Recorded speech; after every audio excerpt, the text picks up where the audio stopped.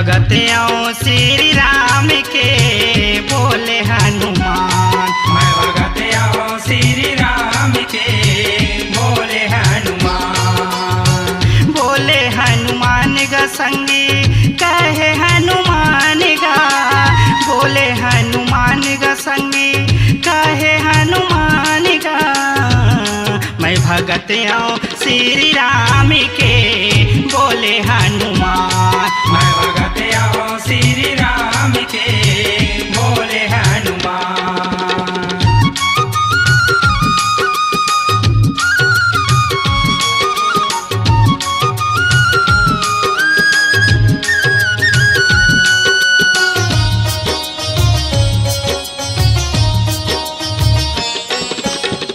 भगत के सेवा करे बरे शिव जी अवतारी गे।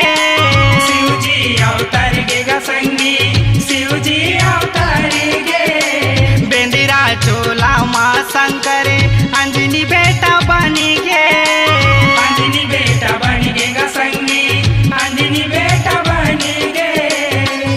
संग में गौरी पूछला के बोले हनुमान। मैं भगत आऊं श्री राम के बोले हनुमान।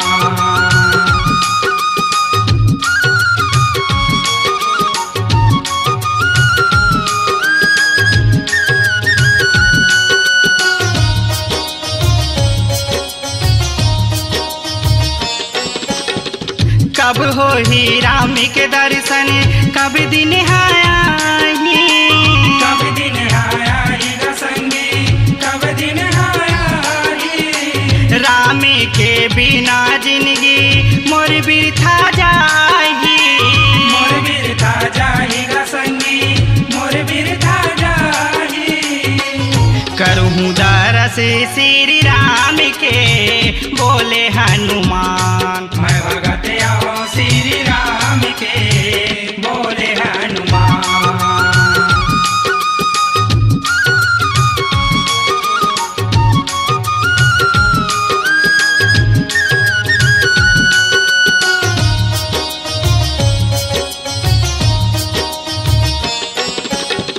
मोर हृदय हा मंदिर है जय माँ सीताराम के। जय माँ सीताराम के संगी जय माँ सीताराम के।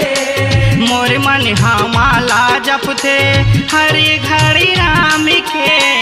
हरे घड़ी राम के संगी हरे घड़ी राम के। दास हराऊं धन श्याम के बोले हनुमान। मैं भगत आऊं श्री राम के बोले हनुमान।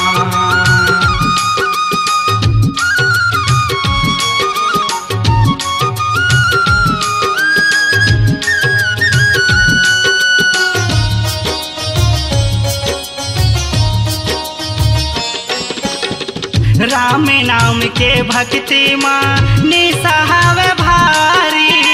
निसहाव भारी गा संगी निसहाव भारी। निशा माँ चुटकी बजा खाओ हर से धनुष धारी। हर से धनुष धारी गा संगी हर से धनुष धारी। दिन बहुर गे धन राज के बोले हनुमान। मैं भगत आऊं श्री राम के बोले हनुमान। बोले हनुमान गा संगी कहे हनुमान गा। बोले हनुमान गा संगी कहे हनुमान गा।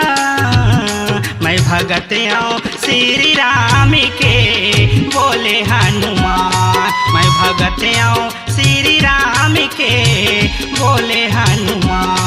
मैं भगत आऊं श्री राम के बोले हनुमान। मैं भगत आऊं श्री राम के बोले हनुमान। अपनी आवाज को दीजिए एक नया मुकाम। डिजिटल रिकॉर्डिंग की दुनिया का जाना पहचाना नाम स्वरांजलि, जहां गूंजती हैं ध्वनियां अपनी माटी की सौंधी सुगंध के साथ। छत्तीसगढ़ी संगीत के विविध रंग जो पहुंचाते हैं पूरे प्रदेश में डिजिटल रिकॉर्डिंग के संग। स्वरांजलि स्टूडियो, नेमी चंद गली नंबर 2, गंजपारा, रायपुर।